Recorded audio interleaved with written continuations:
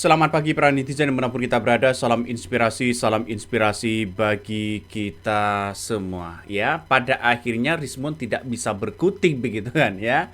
Ini banyak pembicaraan ya di publik begitu kan soal Rismond hari ini sudah terjebak begitu kan.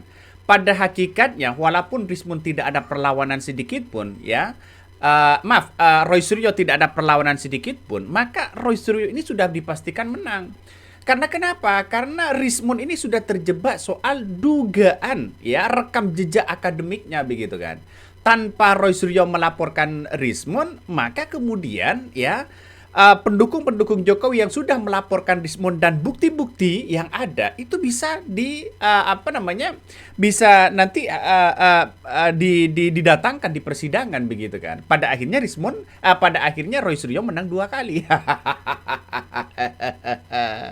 ini sangat-sangat luar biasa dan kabarnya ya Rismond ini kabarnya menduga begitu kan ya bahwa buka-bukaan soal bukti transfer 50 miliar. Wah, ini ada apa begitu kan? Saya mendapatkan mendapatkan seperti ini begitu dari pendukung-pendukung Jokowi begitu kan ya, dari Agrifanani. Wah, soal bagaimana transfer 50 miliar dan membuka pembicaraan bohir kepada Polda Metro Jaya. Wih, ngeri-ngeri sedap bos ya. Ngeri-ngeri sedap. Kalau kita tonton ya, coba kita tontonlah sebentar begitu kan ya.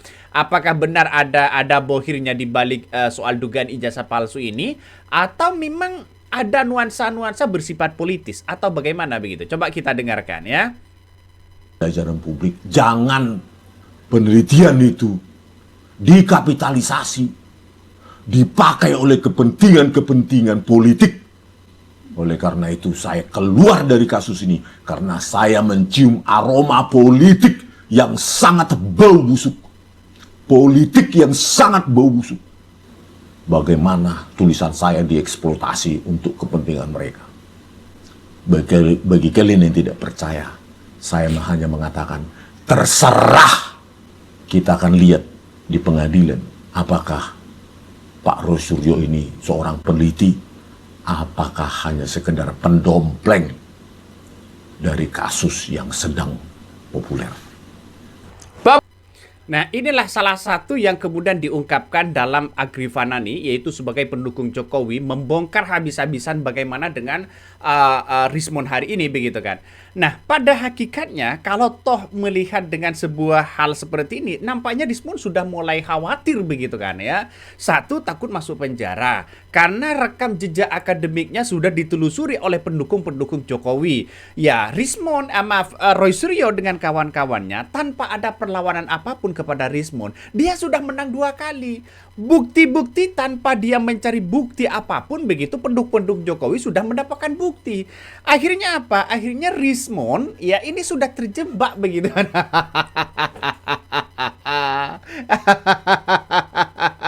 Ini ngeri-ngeri sedap bos ya, ngeri-ngeri sedap. Jadi saya kira Roy Suryo CS sudah menang 2 langkah begitu kan. Karena bukti-bukti yang ada sudah ada di pendukung Jokowi. Rismond mau bergabung ke pendukung Jokowi walaupun meskipun diterima begitu kan. Tapi proses peradilan, proses hukum nampaknya tetap berjalan begitu. Nampaknya Rismond harus nyembah-nyembah dulu begitu kan. Ini ngeri bos ya. Bahkan ya Rismond menantang begitu kan. Nanti akan saya bongkar ya di persidangan begitu kan. Ternyata dirinya sendiri yang terbongkar. Kenapa? Karena soal ya rekam jejak akademiknya yang kemudian dianggap bermasalah besar begitu kan. Aduh, ini nampaknya Rismond sudah punya musuh 2 begitu. Makanya ya buku-buku yang beredar hari ini itu sudah menciderai begitu kan ya orang-orang akademisi dan penelitian. Orang-orang penelitian, orang-orang akademisi boleh salah, nggak ada masalah, salah di situ begitu kan. Tapi tidak boleh berbohong. Nah, apa yang kemudian dilakukan Rismond ini soal bukunya Jokowi begitu kan hari ini nampaknya sudah beredar luas, bahkan dijual belikan pada waktu itu begitu kan. Dan ini sudah terjebak sendiri dengan pola-polanya. Ya, saya kira ini akan menjadi senjata bagi pendukung-pendukung Jokowi begitu kan ya, untuk menguliti bagaimana untuk membongkar. Ya, Rismon harus bercerita dulu membongkar bagaimana Roy Suryo CS ya. Roy Suryo CS dengan kawan-kawan mereka punya ijazah asli kok. Penelitiannya memang real sesuai dengan telematika. Ini coba kita lanjutkan ya, coba kita lanjutkan. Nampaknya ini agak seru-seru sedap begitu kan untuk melihat perkembangan politik hari ini begitu kan ya. Coba ini apa yang kemudian disampaikan oleh Santana begitu kan ya. Soal bagaimana soal dugaan ijazah ini ya. Ini nggak apa-apa pemirsa, baca dulu nih. Saya nggak apa-apa biar kasih unjuk nih. Mana nih kamera tuh? Di zoom dulu dikit tuh. Itu dokter. Nah itu diperlihatkan kan? Tuh, di Klaten tuh. Ya, ternyata Klaten. Jadi dia pakai mobil pakai ini. Ya. Sesudah dia sekarang kemarin mendaftar untuk menggugat Gibran di KIP, itu alamatnya udah di Pematang Siantar, udah dokternya udah hilang. Berarti dia orang kaya ya? Identitas. Berarti dia orang kaya itu ya? sudah pemasukan berarti kan? Ya udah ini kan makanya dia. Berarti yang canggih produsernya Ini dong. Dokternya Itulah tadi begitu kan yang dipertontonkan kepada publik begitu kan ya.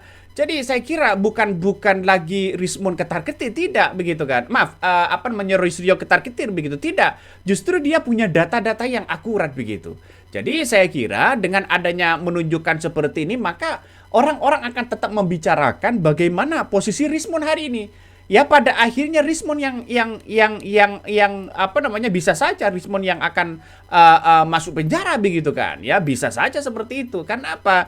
Karena dia punya rekam jejak bagaimana soal akademiknya begitu kan. Nah, inilah kalau memang tidak bohong, tunjukkan dong kepada publik begitu kan. Apalagi para pendukung-pendukung Jokowi sekarang ini sudah berbicara begitu kan, kepada halayak umum begitu kan soal bagaimana posisi Rismon itu sendiri begitu. Pada akhirnya ketar-ketir ini. Coba kita dengarkan. Saya kutip di Agrifanani, yaitu adalah seorang pendukung Jokowi begitu. Seperti ini.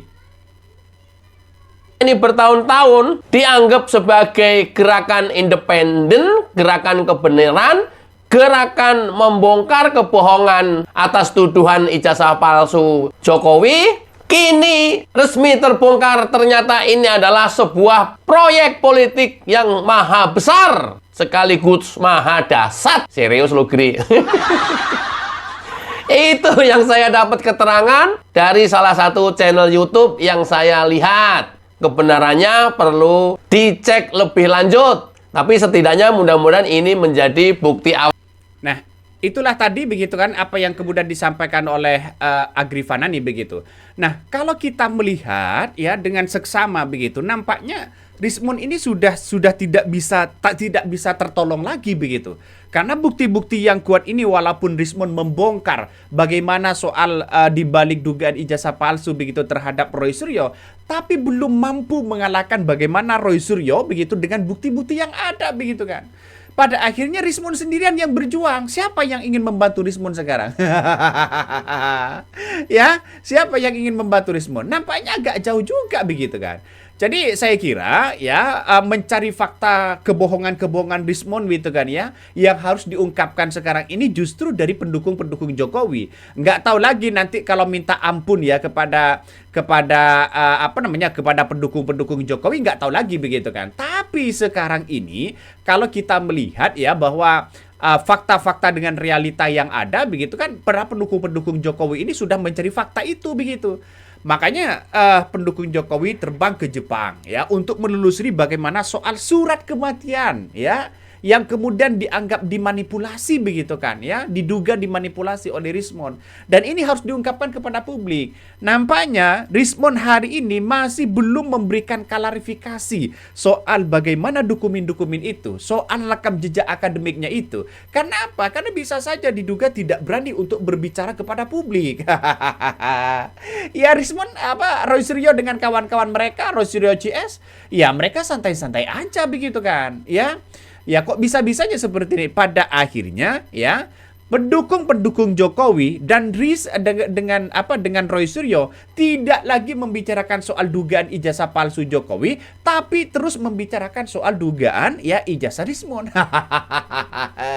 Karena kenapa? Karena Rismon yang menulis soal akademik yang dilakukannya begitu kan. Coba kita tonton ya seperti ini.